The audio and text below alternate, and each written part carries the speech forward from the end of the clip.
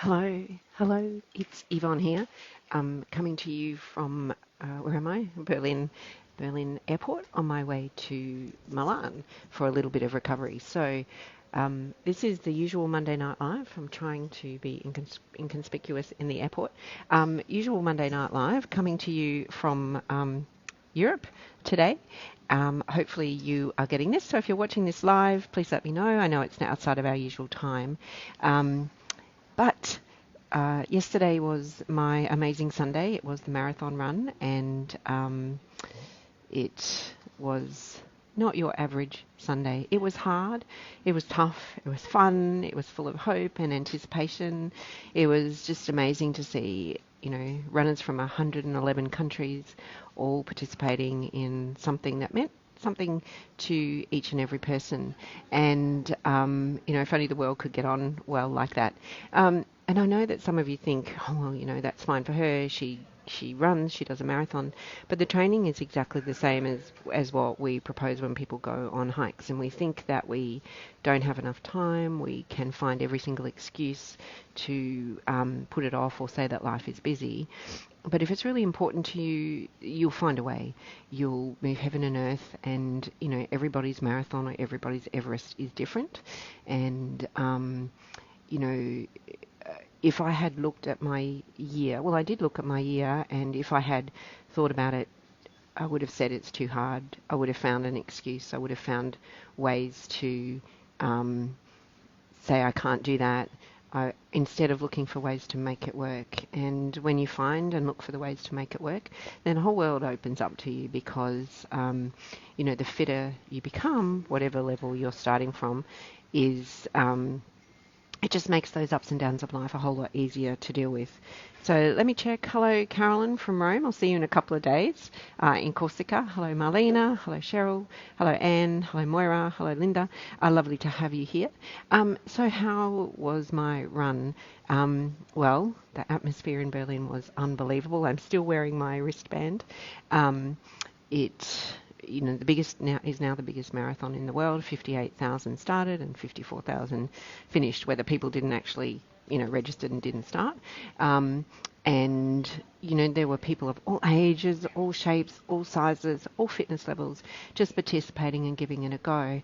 And a marathon is like life, and whether our marathon is literally a marathon or our marathon is, starting out to get to 1 kilometre or starting on our first hike, the process is still the same, and we go through all of those doubts. And I can tell you at the start line, I had this feeling of wanting to vomit and excitement. It was freezing at the start line, despite the beautiful blue skies, and it took me about 7 kilometres before my fingers and toes thawed out, and I could really feel my feet again.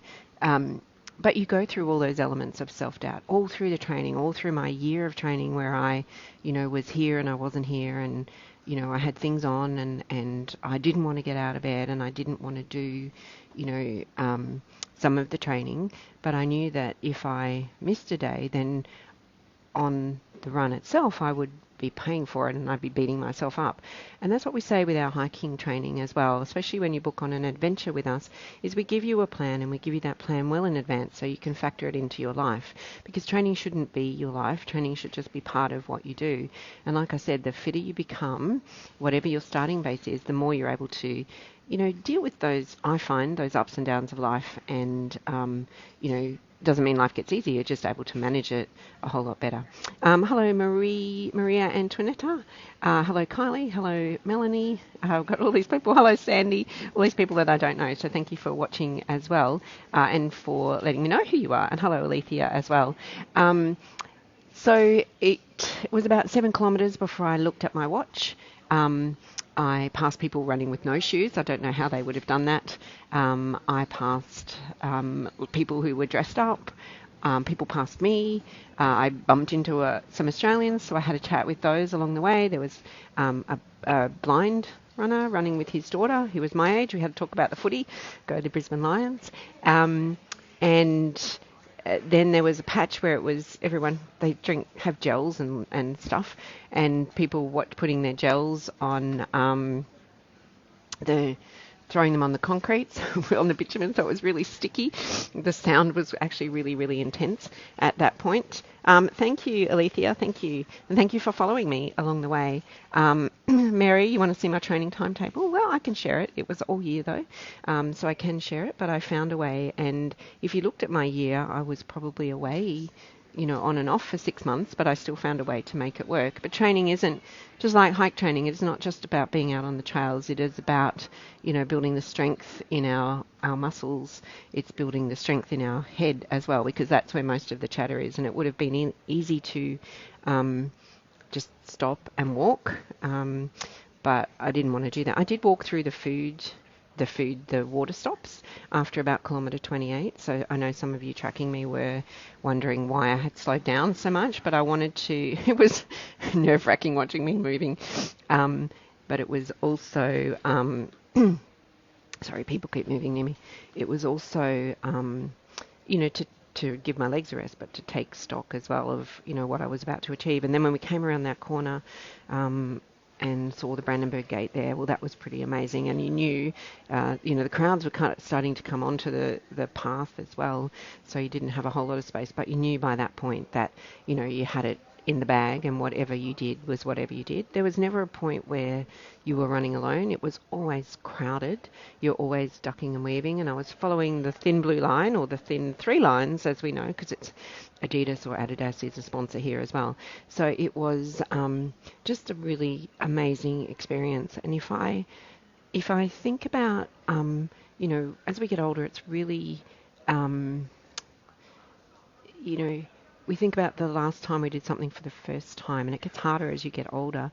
But to put myself back into that beginner's mindset where, this is, because my other marathon was 10 years ago, so it was like doing the whole process over again of just what it's like to do something new for the first time, and to go through that process of learning and understanding, and all the mind games as well. And I think that when you do some new things and they're challenging and they're outside of your comfort zone, that you can find reasons to give up. You can find reasons why it's not going to work, rather than looking for the ways of making it work. And it wasn't that I had to, and I'm not by any means a fast runner, had to be first, or I just wanted to finish. And I think for everyone who is a hiker, and a hiker in our world, is that you if you follow the plan, if you get the skills, if you make it a priority and make it important to you, and it becomes part of your life in the training,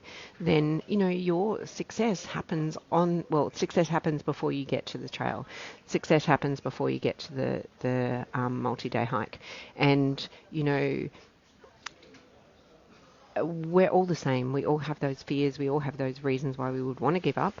And, the key is to just flip it on its head and find a way to make it work. Because, giving up or opting out is the easy option. And, we want a life lived where we do things that we, think, I did that. I gave it my best shot. I can do it. And we're stronger than we think. We're more powerful than we think. But we never know until we test ourselves. So, I really encourage you, if you've been watching us for a while and you think, I'd really like to do that, then just step on in. Because I know yesterday on the run, there were 50, not that I saw them all, but 53,000 other people who were willing me to finish as well, whether I was running near them, alongside them, behind them, way behind them, hours behind them. We were all wanting everybody to finish, and everybody to finish in one piece. And that's exactly what we do at Women's Fitness Adventures, is that we want all of you to be successful with your hiking, not just for the next trip, but for the ones, today, tomorrow, and the next 10 to 20 years as well. So, strong women do amazing things, and we all lift each other up, and that makes a really, really happy place. So that's my little summary of the Berlin Marathon and my journey to that. And, happy to answer questions and talk in this in more detail if anyone's interested.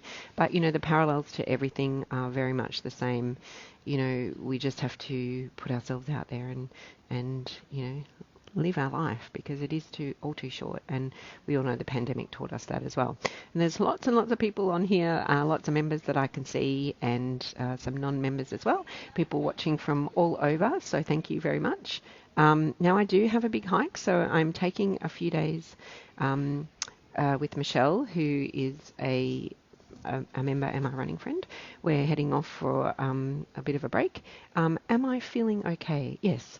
Although getting up to go to the toilet this morning was a bit of a marathon in itself, and coming downstairs is a little bit challenging. The legs are sore, but that will pass. So we're heading down to Lake Como for a couple of days and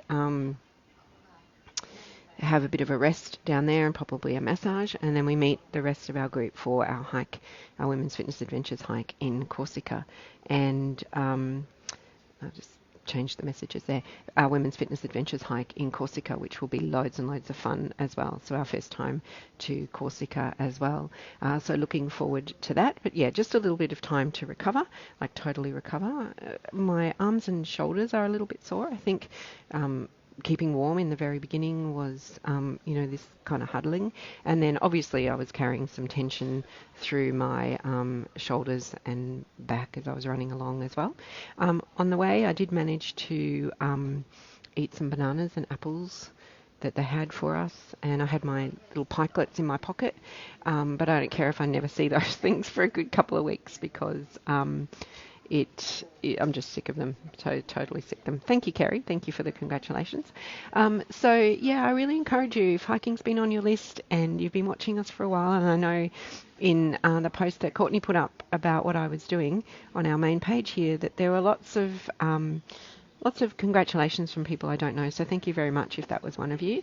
And if you've been watching us for a while and you're not sure, just say hello, drop me a message and let's have a chat, because I know from all our hikers in all our community over the past 10 years is that, and all the comments I've received based on my journey to the marathon, is how much Women's Fitness Adventures has changed women's lives in so many ways. And, if you thinking, I wish I was like that, or that could never be me. Every woman in our community felt that same way. No one knew anyone when they first started, and I was super nervous when I first started as well because I didn't know if anyone would ever show up. So, and look, here we are 10 years later, and we are on amazing hiking adventures close to home and all around the world. So if that's you and you're wondering and you want to have a chat, then drop me a note and we can do that as well. But I've got a flight to catch now, so I'll pop in and do some lives and some chats over the course of the next couple of days, and of course I'll be doing hopefully a daily live post when I'm in Corsica as well. But thank you everyone for all of the wonderful messages of support and encouragement and congratulations. It is most appreciated, and the spirit of the Women's Fitness Adventures community was shining through as well. So thank you, and I'll be in contact soon.